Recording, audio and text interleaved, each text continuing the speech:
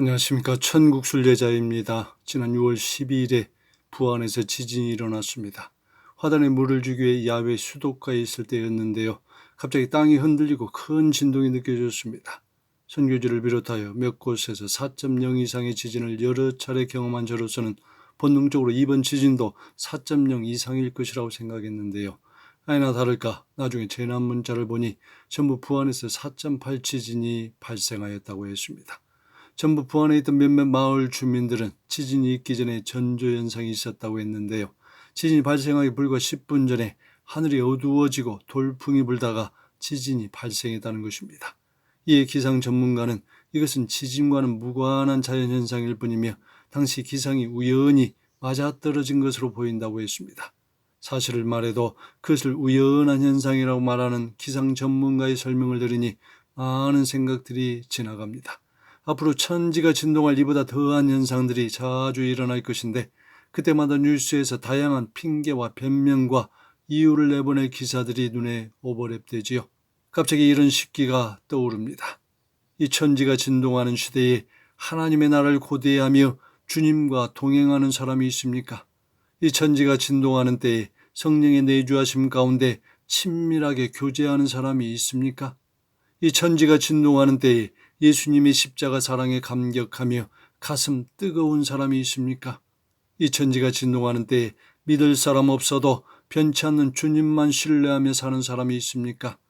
이 천지가 진동하는 때에 사방이 막혀 있어도 주님으로 인해 소망을 갖는 사람이 있습니까? 이 천지가 진동하는 때에 온 세상이 몰라줘도 주님 때문에 행복해하는 사람이 있습니까? 이 천지가 진동하는 때에 마음을 활짝 열고 주님 다시 오심을 얘기 나눌 사람이 있습니까? 이 천지가 진동하는 때에 해박한 지식이 아닌 온 마음으로 주님을 찾는 사람이 있습니까? 이 천지가 진동하는 시대에 낙심자가 많지만 인내하며 주님 오심을 기다리는 사람이 있습니까? 이런 한 사람을 우리 주님은 오늘 또 찾고 계십니다. 예레미야 5장 1절은 이렇게 말씀하지요. 너희는 예루살렘 거리로 빨리 다니며 그 넓은 거리에서 찾아보고 알라. 너희가 만일 정의를 행하며 진리를 구하는 자를 한 사람이라도 찾으면 내가 이 성을 용서하리라. 예레미야 선지자 당시에 사람들의 모습은 다양했습니다. 하나님께 제사를 드린 제사장들은 하나님을 찾지 않았습니다. 하나님의 말씀을 가르치는 레위 사람들도 하나님을 모른다고 했습니다. 하나님의 나라를 잘 관리하라는 정치인들도 하나님을 거역하였습니다. 하나님의 말씀을 전하는 선지자들도 하나님의 이름 대신 바알의 이름으로 예언을 했습니다. 하나님의 백성들은 하나님을 버리고 온갖 죄악 가운데 살았지요. 그 당시 그곳에는 정의를 행하고 진리를 구하는 한 사람이 없었습니다. 결국 북이스라엘이 그러했던 것처럼 예루살렘이 신앙 중심지였던 남유다 역시 바벨론의 멸망을 당하고 포로로 잡혀갔습니다. 이런 역사는 시대를 거쳐 계속해서 반복되고 있지요. 여호수아 시대 여호수아가 이끄는 이스라엘 군대는 33전 33승을 거둡니다. 그런데 그중 1승은 먼저 패배가 동반되었던 전투였지요. 처절한 패배 후 승리가 있었는데 그것이 바로 아이성 전투였습니다. 그 1차적 패배의 원인은 바로 유다지파 아간이라는 한 사람의 범죄 때문이었죠. 초대교회 시대는 교회의 부흥과 성장이 폭발적으로 이루어지던 때였습니다. 무엇보다도 물건을 서로 통용하고 재산과 소유를 팔아 각 사람의 필요를 따라 나누어 주었던 순수한 나눔의 공동체였습니다. 그런데 아나니아와 삽비라 부부는 아름다운 교회의 순수성을 해치며 성령을 속여 땅값 얼마를 감추는 행위를 통하여 하나님의 심판을 면하지 못했습니다. 어느 시대 어느 공동체를 보아도 이와 같이 한 사람의 유별난 행위는 공동체를 위태하게 합니다. 지금은 그 대상이 특정 리더십에 국한되지 않습니다. 오래된 신자든지 갓 입문한 신자든지 직분자이든지 직분이 없는 일반 신도이든지 간에 가리지 않고 발생합니다. 여호수아 시대나 초대교회 시대 모두 다 신앙 공동체였지요. 지금도 우리는 신앙 공동체에서 누군가 한 사람의 유별나고 독특하고 위태한 행위는 그 공동체를 위험과 파괴로 몰아넣고 있습니다. 그런가 하면 한 사람에 의해 공동체가 구원과 회복이 발생하는 경우도 적지 않지요. 노아 시대를 보십시오.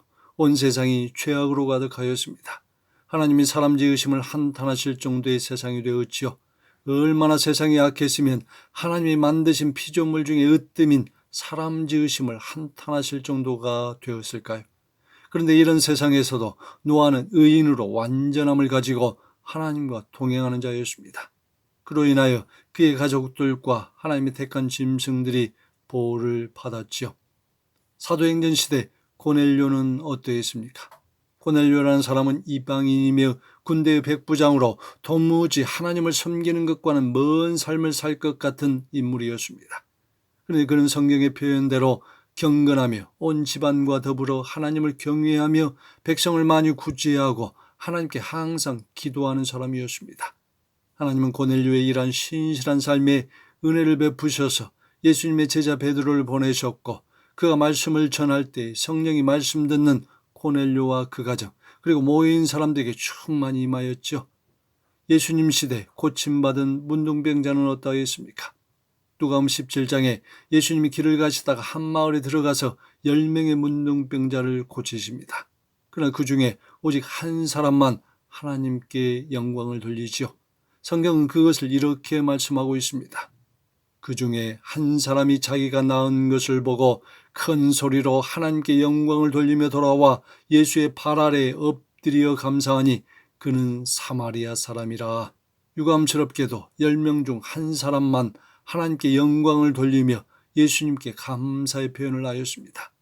그 사람도 다름 아닌 유대인이 아닌 사마리아 사람이었죠. 그런가 하면 마태복음 27장에 보면 예수님이 십자가에 달리시는 장면이 있습니다. 예수님이 제9시, 우리 시각으로 오후 3시 무렵에 마지막 숨을 거두시기 전이었습니다. 예수님은 큰 소리로 엘리 엘리 라마 사막다니, 나의 하나님 어찌하여 나를 버리셨나이까 하시는데, 사람들은 예수님이 엘리야를 부른다고 웅성거립니다. 그러나 그때 오직 한 사람이 달려가서 예수님께 신포도주를 적시어 갈대에 꿰어 마시게 하지요. 성경은 그것을 이렇게 표현합니다.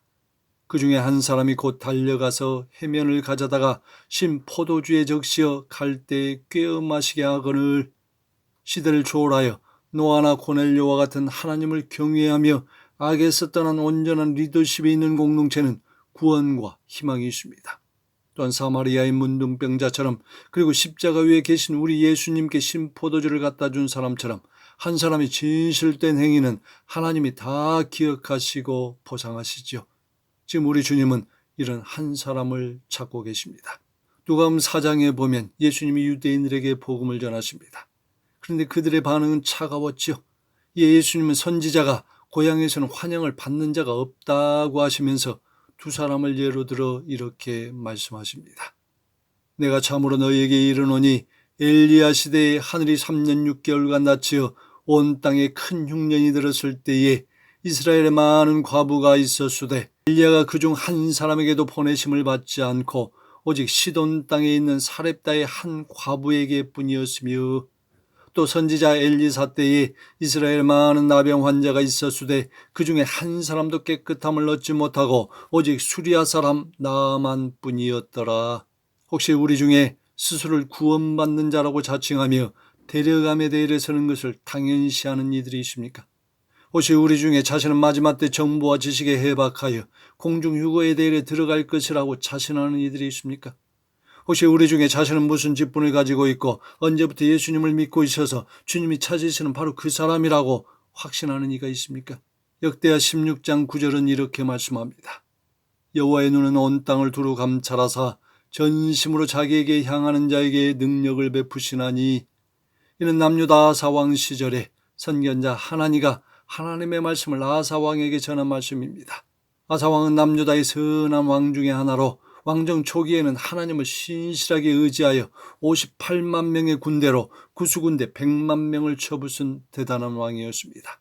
성경의 기록으로 보면 구수 사람들이 엎드려지고 살아남은 자가 없었으니 지금 생각해도 참으로 놀랍고 위대한 승리였죠. 그랬던 아사 왕이 통치 후반기에 들어가면서 교만이 오고 하나님을 온전히 의지하지 않았습니다. 적의 침입 때에도 하나님이 아닌 다른 나라와 그 왕을 의지하지요. 이때 하나님과 같은 의로운 말을 하는 선견자의 충고도 듣지 못하고 오히려 그를 옥에 가둡니다. 그 아사 왕은 발에 알 수 없는 병이 들지만 그는 이때에도 하나님을 의지하지 않고 의원들에게 도움을 구하지요. 결국 하나님 앞에 선한 왕이었던 아사 왕은 시간이 지나면서 믿음과 신앙의 변질이 오게 되고 결국 하나님은 그를 죽음으로 저 세상 사람이 되게 하십니다. 그러므로 자나깨나 선줄로 생각하는 자는 늘 넘어질까 조심해야 하지요. 한때 하나님을 향해 그리고 지금 하나님을 향해 온 마음으로 나아가고 있을지라도, 그래서 위대한 승리를 거두고 있는 삶일지라도 교만하지 말아야 합니다. 그런 삶을 살고 있는 이들을 부러워할 필요도 없지요.